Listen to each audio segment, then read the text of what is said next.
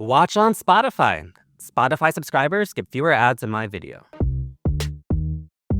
My experience on Girls, I've been on set a couple times where it was not the social contract of acting in which you're like, I'll agree to do this and then you'll agree to do that. Like there's really a thing happening. There's a scene with Lena, we're newly dating and she takes me to an art show to sort of make Adam jealous, or at least to see what happens when she shows up with another guy. And we shot that scene. I think maybe we blocked it, but not really rehearsed it fully. And was just standing next to Adam and was like, oh, this guy might hit me in this scene. Like, I don't really know what's going to happen right now. And that was so exhilarating. Hello, and welcome to another episode of Obsessed the Podcast. I'm Kevin Fallon, here to guide you through all the TV shows, movies, and pop culture nonsense that we think is unmissable. Today's guest is the actor Jake Lacy, or as I like to think of him, the actor who's in all of your favorite things. You will have seen him in The Office, in Girls, in The White Lotus, in the movies Obvious Child, How to Be Single, Being the Ricardos, the list goes on. And now he's in a great movie called Mosquito in the Ear, where he gives another truly, truly great performance. We talk about that. We talk about all those roles, especially The White Lotus. And we talk about the thing that everyone seems to be obsessed with him, playing either the nicest boyfriend ever or just complete and total dick. He has lots of thoughts on that. So here it is, my interview with Jake Lacy. Hi, Jake. How are you? I'm great. Thank you. How are you? I'm doing great. I love chatting with you. We've chatted a few times before. But I'm excited now because I feel like you've reached one of my favorite statuses in an actor's career, where you're sort of now one of those people who is the guy who seems like he's in everything. Oh, that's great. I'll take it. I mean, are you feeling booked and busy? Do you feel like you've reached a certain point in your career now where it is sort of like that? The internal experience is always one of like hunger and desperation. I'm always like, as one job closes out, I'm like, we better get something else. I might never work again. Like that's just always my mindset. But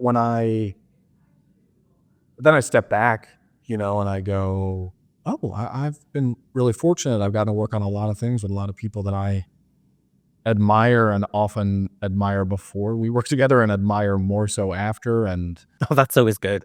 yeah, More so versus less so. Man, that Annette Bening. Oof. just be like, that was a nightmare. Nicole Kidman, man.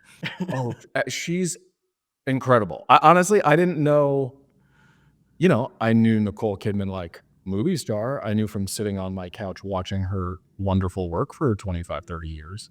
And then to be on set with her and like, it's one thing to admire someone's work, which I do in regard to her, but also then you get to see how people like conduct themselves, and I'm always taken where people are like composed and prepared and they're leaders on set and they know everyone's name and they're, it's just all that little stuff that you don't see within a film necessarily or within a TV show, but the actual process of making it, just, you need those people. And when you see someone like kind of organically step into those roles or that they've learned to do that or something, is so impactful to me, to go like, yeah, they're wildly talented. And also like, that's who you want at 4 a.m. on a night shoot in the trenches, Right. That's maybe equally as important. Yeah, I've talked with other like film journalists and TV journalists about this, where everyone constantly wants to know like gossip and dirt about celebrities, but I actually really appreciate more hearing that the people that I've always been a fan of are actually kind of great. Yeah, it's someone not in this business is like, are they nice? And I'm like, what do you care? But that's the first question I ask. You know what I mean? It's like when a friend of mine works with so-and-so and I'm like, how are they? And they're like, they're great. And I'm like, oh, that's so cool. I'm going to root for that. Like, I was doing a thing with Anna Paquin and Colin Hanks and asked them separately, like, if you could work with anyone again, who would it be? Instead of like, what's the worst thing you've ever experienced? And they both separately were like, Bradley Whitford. Oh, wow. Bradley, like hands down Bradley Whitford. I was like, oh, like, what is it? And they're like, that's the guy you want when it's rainy and it's cold and you're tired and like, whatever. you've been waiting 6 hours in the trailer. Like, that's the guy you want. He's the best. Notable that Colin didn't choose his father, Tom. I should have been like, dude, for real? Like, yeah, seriously. shots fired on Tom Hanks. Right across the bow. Jeez. Seriously. But you're in a new film that's currently out in Los Angeles and coming to New York this weekend. It's called Mosquito in the Ear. And I feel like between this movie and All Her Fault, which was a huge hit this year, it's right now in the middle of the Emmys awards race. I feel like between these two projects, you're really in an era of dads going through it. Yeah. Yeah, you kind of age into that unwittingly. You know, there's like, I'm 40 and I'm still sure that I'm like 27 or 28. So I see people, you know, get cast in something. I'm like, why didn't I even get a shot at that? And they're like, you're 40. Like, Yeah. They're playing college students. Exactly. Yeah, he's a senior in college. Like, you're maybe the professor. Like, yeah, I hadn't thought of it in that way. That is probably the only overlap that those two characters share is dads going through it and raising a child that's not biologically theirs. You know, like those are the two things. It's fun to have the opportunity to work, you know, to not have like, I was never a teen heartthrob, you know, so I didn't have to then fight to be taken seriously in my 30s or, you know, whatever that journey is for other people that get kind of slated into something or are on a path that feels successful, but you can't quite get off that track and you don't know when it ends. And so, yeah, getting to play fathers or professionals or I heard Mark Strong in an interview say he was like, going bald and turning 35 was one of the best things that happened to me because you're part of the institution now. You get to play priests and cops and detectives and doctors, and you know, you sort of are put into this other realm. So it is fun to you know, to be a man, but getting to age in this business into these other roles. So next time I see you, you're going to be bald. Yes. Yeah. The wig's coming off. Yes. I'm going to live my truth and be the bald man that I am. So there's a really fun moment in this film where you find out what the title Mosquito in the Ear means. And it sort of also reveals what this plot is. So I was wondering if you could, you know, tell people who are listening about the title and how it correlates to what your character is going through in this movie. Yeah, sure. So, you know, Naz Bunyandi and I play parents who are going to India to finalize the adoption of their daughter, and it's been a years-long process, and they're going to meet her for the first time. They've essentially seen a picture, and that's it. And the story is us arriving there, and meeting her and being struck with the reality that the life she has there is really fulfilling for her. She's cared for. She has parental figures in these nuns where she's been raised, and has food and access to education and friends and a life and interests, and that in our removing her from that, we're giving her this opportunity for later years in her life, but in this moment are going to cause like real duress for her. And the title Mosquito in the Ear is something that she says to one of the sisters, and we're unsure of what it is, and she says she's describing the sound of you speaking as a mosquito in the ear, this like annoyance that you kind of want to swat away and isn't terribly pleasant to be around. And so that dynamic of like, when do you become a family? You know, like that's the question of the film, is like, when do you become a parent in this circumstance, and when do you become a family? Because it isn't this white savior story of two people from the US flying to India and, you know, scooping a girl out of poverty. It's like, she fully has a life. And do you become parents when you land there? Do you become a family when you meet? you become a family when you've signed on the dotted line? And ultimately, I think the answer is for all parties involved, when they kind of overcome their shortcomings in service of one another and witness that selflessness, that giving, that generosity, is the first time that the door cracks open a little bit to the potential of them being a family unit. That's a lot of words. That's a lot of me attempting to describe a sort of simple thing, but hopefully with some nuance. But it's a profound thing. Yeah, it's you really, I mean, there's moments where as a couple we think like maybe we shouldn't do this. Like maybe we're causing more pain for our potential daughter than any kind of opportunity or solace or something, you know? And then the kind of fraying of that relationship between myself and my wife, in which she's like, you're quitting. Like, you're just trying to walk away. Like, it's getting difficult and you don't want to do it anymore. But you can't do that. Like, you can't just leave because it got a little tough. Yeah, it's a wonderful movie. It was like all on the page when we first read it. I was, this very young director, Nico, directed it, and he and his producing partner and wife, Emily, wrote it. It's remarkable. Like it was already there, and I was thrilled to come on board. So I think one of the also really beautiful things about this movie is that it's a very intimate story between these three characters, with the help of also obviously the nun, getting to know each other and trying to form this family. But it also, and it's I think really integral to the film, that there's a huge sense of place there. From the minute the movie starts, we see you arrive in India, and it's the classic white man just culturally blown away and out of his element, and everything's overwhelming and the chaos of everything is there. But did you shoot in India? Because you really do get a sense of that just absolute energetic cultural chaos that is happening from the second you arrive. Yeah, we shot in Goa, which, there's a sort of like big like dance rave scene that happens there in the cooler months. And then when it gets hot, those people decamp and go somewhere else. And that's when we arrived. And so we shot in India. I'd never been.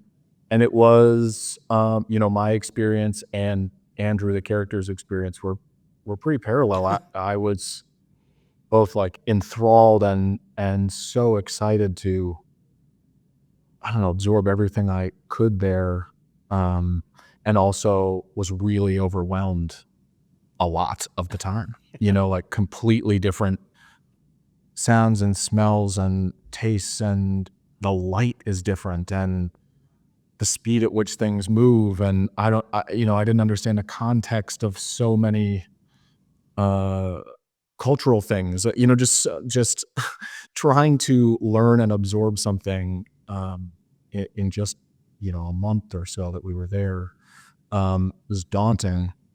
And so it was fun to infuse that into the movie, and also to be like, when we first arrived, we're in this van that's picked us up, and it's cramped and it's hot and there's no AC, and Andrew's filming throughout, which is true to the film is based off the real life experience of this Italian couple, and Andrea, who Andrew is based off of, filmed the entire time that they were there in order to sort of have these memories, but to infuse it also with like the enthusiasm that comes with wanting to explore and to be a traveler and new somewhere, and not just having it be a Western white guy who's overwhelmed, Right. in this kind of like, this is too much for me vibe, but truly to be like, I want to take all this in, and I might not be able to, but I want to. I'm invested in the experience, in being a student here, and not just like, this isn't what I'm used to. Right.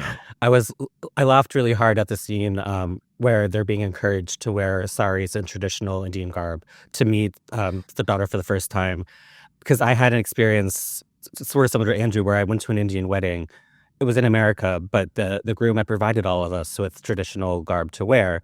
And they included, I guess, what was supposed to be a scarf that goes, around your neck. And my then boyfriend and I didn't know that it was a scarf, and we tied it around our waist, sort of like to cinch our waist like a robe. Just going free form. We just shredded into the wedding, thinking that we look great, and just everyone started laughing at us. So I was like, I really understand this moment where he's uncomfortable. Also, that there's, the lead up of that scene is that my wife has to like wear this traditional garb and all these things, and I'm like, "Oh, you look great. It's really good." And then, of course, he leaves fully wearing, being like, "Oh, I'm also doing this. Oh, that's not quite as funny." Yeah, it was. I don't know. It felt like I don't know, in my job, like I get to travel a lot, and it just is being like thrust into a thing and then ripped right back out. And so while you're there, it's this strange bubble of like really giving over to something, and both as me as a person traveling, but also, an actor with this job. And then I have to go back through like my photos sometimes on my phone to be like, oh yeah, oh we did do that, yeah, because it just feels so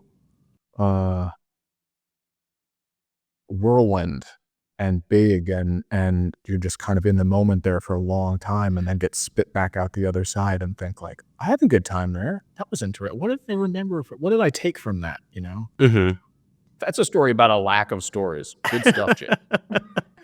I feel like this movie is also a showcase for something that you do, I think, better than a lot of actors, or at least one of my favorite things that you do, which is the exasperated expression of disbelief at people's behavior. Just to like I watch you do it in Girls when you're a friend with Lena Dunham as Hannah. I watch you do it in How to Be Single, in that scene where we find out Leslie Mann is pregnant and she's trying to defend it. You're just like, and you do it a lot in this movie. And I'm curious if you've known that about yourself, that you're good at doing that. No, that's a guy who just can't. Yes. Oh, that's really funny. Yeah, each of those things is so fun because it's fun to it's fun to find the ways that these characters have like fair and unfair expectations, and that the being exasperated by something that really is ridiculous, and then also being exasperated by something that is entirely their own fault. Like that they have no right to be that put out by this thing, and to equally be like, this, I can't live like this. This is crazy. This is just too much to take. Is really fun to sort out. In Mosquito in the Ear, Nico and I talked about Andrew leading from behind, that he is like, I'm here. I'm ready to do what needs to be done and show up and, be emotionally available for people and be mature and step into my own and all these things. And also is like, so just tell me where to go and how to do it and when to do it, and I'm there. And that, it creates this like, hopefully this tension within Andrew, within his marriage, where he both is showing up, but is also kind of riding shotgun, like doesn't seem to take a lot of initiative. When things get tricky, he's like, well, I did my best. I really tried. And I guess that's as far as it's going to go. Instead of like, no, see it through, like dig deep and figure out how to get this done, man. I do like exasperation. It is so fun. It's funny to see people in real life who are like so put out. Like those videos of people that are like filming someone in their side view mirror. There's one where there's like they're in a side view mirror and it's a woman behind just losing her mind at the steering wheel. And then he like flips the camera and they're waiting for school kids to like cross at a crosswalk. Oh, it's not like there's not anything. It's totally legitimate. There's Right. children in the road and this lady's like, is just losing her mind. Yeah. I feel like people, and I guess by people I mean the most important people in the world, people who work for entertainment media, are very obsessed with obsessing over your nice guy versus sort of douchebag villain eras.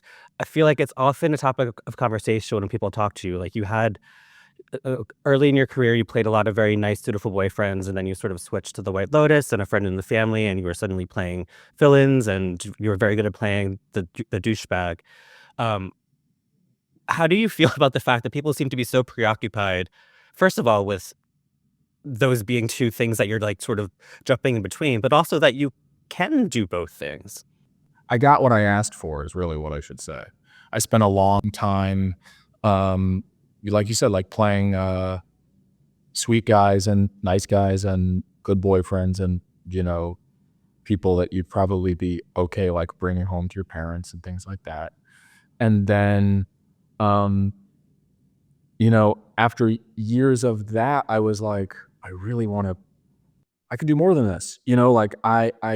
We keep going down this road, but I think there's more, more there. I just haven't, I'd gotten the opportunity to do that, but nobody saw those projects. You know what I mean? Like I was getting those different roles, but those projects for whatever reason just didn't, hit in a way that anyone was like, oh, he also does this. Yeah. So the White Lotus must have been like a huge turning point.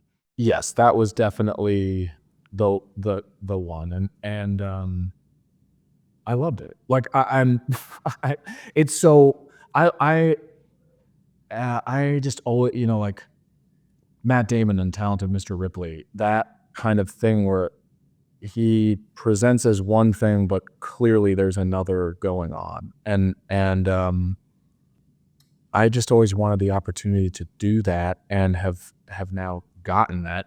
And now I'm trying to like find my way out of being, just an awful, like very, shades of awfulness in terms of, I don't know how selfish these different characters are. I'm always curious when someone is good at playing a character like that. Like, I mean, you got an Emmy nomination for The White Lotus. Do you ever have the soul search? Like, wow, what is it about me that I am excellent at playing a jerk? Some of that's in the writing. Well, I'd say first for The White Lotus, like it's not a coincidence that so many people, in my opinion, are doing some of the best work that they've ever done on that show. Because Mike White is incredible. Like as a writer, as a director, as a collaborator, as an editor, So he is kind of I feel like everybody you speak to about White Lotus does and should be like deferring a lot of these compliments to him. And for that show, like the writing was enough that Shane was clearly an asshole. Like just the words alone. And when I spoke with Mike ahead of time, when we were in Hawaii, but we had started shooting, he was like, I think this guy, he's a good guy. And he's just trying to have a nice vacation. And everyone is ruining it for him. I would be pissed about the pineapple room too. Right. So if you that then creates this tension of like a guy who really does think he's a nice guy, but the things he says and does are awful and selfish and needy and entitled. And those things together create this fun swirl. And so that's, to me, is the challenge and also the joy of like, unless you're a sociopath, people who are like problematic are doing that to solve something in themselves. A need to be seen, a need to be loved, a need to be heard, a fear that they won't get what they need, a fear that they won't get what they want. And the way they're going about it is really unpalatable to the rest of us. But that need is still the same human need that we all have. And so can you take someone that seems unlikable on the page and infuse them with a thing that, even if it's not in the dialogue, that you find ways in to create more layers and even White Lotus, like even Shane at this scene where maybe Alexandra's going to go home, is going to like leave me and end this marriage. And he's genuinely like scared and furious and hurt and embarrassed. And he's also like a baby, you know what I mean? Is just this kind of like male Karen. But those feelings are very real in him, and that's another, this is, I did High Fidelity with Zoe, and that character was originally written as like a nice guy. And it's sort of like, I can't believe she went home with this guy. I can't believe she actually maybe is interested in him. He's so milquetoast. And the writers and producers and Zoe were very generous when I was like, hey, can we make it that like he's trying to be a good guy, that he's made questionable choices in the past and is doing his best to not make those choices again? And so then this tension within him about, I don't know if I should be with this person, really makes more sense, that he's going like, you're cool and unbelievably beautiful, and clearly there's a vibe here, and also you might be the least healthy person for me to be with. That like, that is more human than just a story of him being like, I can't. You're like, why? Who are you to say, what are you doing? You say no to, like, come on. So, finding these ways, either with collaborators or just on my own, to try to find those more grounded things foundationally, and then the scene can still be as written, but with like a little something in it. It's so interesting that you said that it's not a surprise to you that so many people do their best work working with Mike White, because I wonder for you and for anyone who's worked with him on the White Lotus, like I imagine that when you're on set with anybody now, there's got to be people be like, hey, so can you give me Mike's number? Can you give me an in for the White Lotus? Like, do you experience any of that? I'm very, I've gotten better at like making friends in this business. For a long time, off on a set, people would be like, oh, you live in Brooklyn, like, me too, like, let's hang after. And I was like, that's very generous of you to perform friendship for me, but like, we're not going to be friends. Like, you've got a whole big life. You don't need me. And, but with Mike, I'm like, I leave him alone, and then like every 6 months he'll like text me something funny, and I'm like, Mike texted. Oh, like he's just sending a nice thing, you know what I mean, to a friend, and I'm like, oh my God, like I'm sort of creatively starstruck by Mike. So I guess it's so much, I don't know. What's weird to me is not weird. It just is. It's like, it's taken on its own thing now. Like when people get cast on the show, there's like it's like you won the lottery. Do you know what I mean? Like nothing's been made yet. Nothing's been shot. Nothing, you haven't worked together, right? And there's like an enthusiasm that kind of rolls over into like, oh my God, I can't believe I got this thing, because of how great it is and how fun it is to work on. And but also I don't know anything else like that other than maybe if you got a Marvel movie like 10 years ago, the feeling of being like, oh, I just leveled up in a huge way. Like The White Lotus is a new Marvel is amazing. White Lotus, just like, let's build it out. Let's dilute that product. I want to ask about one last thing before I go, because I'm a huge Lena Dunham fan, a huge Girls fan. I poured over Famesick as if it was the Bible, and I'm suddenly religious. So having been on Girls, I'm just curious, when someone mentions Lena Dunham to you or Girls, is there something that first comes to your mind? Well, it's a mix of things. I mean, that's a huge... My experience on Girls is something that's, just strikes me is I've gotten some dream jobs, like that I thought were going to be dream jobs and they turned out to be, or ones that I didn't know what they would be and then were just incredible. And that's one of them. Like I had such regard for the cast that was already there and the writing, and really didn't know what to expect. I didn't know any of those people beforehand or have any insight into it. And but man, I could ride my bike to work and show up and then have like some of the funniest, driest writing.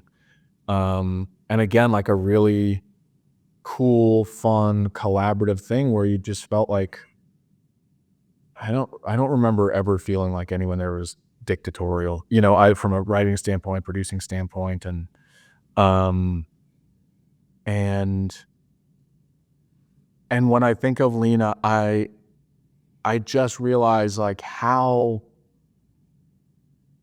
unknowable maybe we all are, even to ourselves, or even after reading a memoir or something, there's revelations in there that I'm like, I had no idea.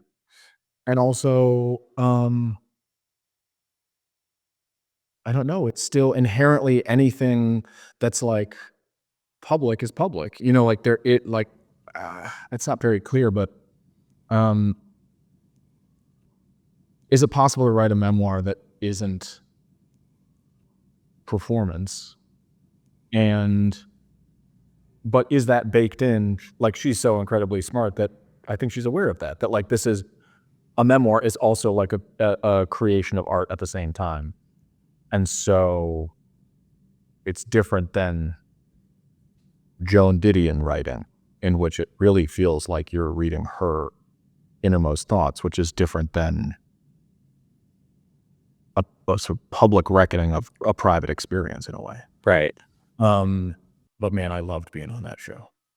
It's also the only time, and maybe I've said this before, but I've been on set a couple times where the other person, it was not the social contract of acting in which you're like, I'll agree to do this and then you'll agree to do that. Like, there's really a thing happening. And the first time, I don't remember what order it was, but there's a scene with Lena, we're newly dating and she takes me to an art show to sort of make Adam jealous, or at least to see what happens when she shows up with another guy and he's dating her friend. And we shot that scene. I think maybe we blocked it, but not really rehearsed it fully. And was just standing next to Adam and was like, oh, this guy might hit me in this scene. Like, I think this man might, I don't really know what's going to happen right now. And that was so exhilarating. Yeah. To really be doing a thing with a person, to not be like, I'll pretend to be nervous and you'll pretend to be jealous and whatever that is. But to undeniably be there with a person was so cool. Yeah, chasing that for 10 years. Well, I hope you find it again. And I want to thank you for chatting with me. Big fan of yours. You're part of the two scenes in TV that I rewatch most often for very different reasons. One is Fran chasing Hannah through the rest stop bathroom. I find that so funny. You can watch that over and over again. We shot that for like 5 hours. That was like 5 hours. Like, they had all these alts. That's one of my favorite memories off that show, is like they just had alts all of me like behind a tree just screaming at her all the things I was going to do. The exasperated disbelief face. That's right. That's the original. And then the another instance of that, which I rewatch often, but for a different reason as a gay man, is Shane walking in and Murray Bartley eating Lucas's gauge ass in The White Lotus. Again, yeah, that was a wild. The physical negotiation on their end of how are we going to do this, and what are we going to do, and how is this going to work, and eventually being like, this is what we're going to do, and this is how it's going to go, and just being like, here we go. And the number of like, again, that a credit to Mike White is like the building of the tension of that narratively, and then also there's like probably 15 reactions of me opening that door and being like, whoa. And him being like, this time just open it and just like stare, and like his understanding of editing an actor's performance in real time to go like less. We already know what you're seeing. Just let us see you see it. Like that's all we need here. That kind of he just understands when to like dial things up and dial them down. Yeah, That's he will live with me in my heart forever. as it should. Well, congrats on another great performance in Mosquito in the Air. And again, thanks for chatting with me. Really appreciate it. Thank you so much. Thanks for having me. Thanks, Jake. It's always so much fun chatting with you. I just giggled so much, so I really appreciate that. And as always, we want to hear from you. What's your favorite Jake Lacy performance? And why is it the White Lotus? Please let me know. As always, please follow us on YouTube at the Obsessed channel. Follow us wherever you get your podcasts. And if you like me, subscribe to me at obsessed.substack.com. As always, thank you to our producer, Rachel Passer, and we'll see you next time.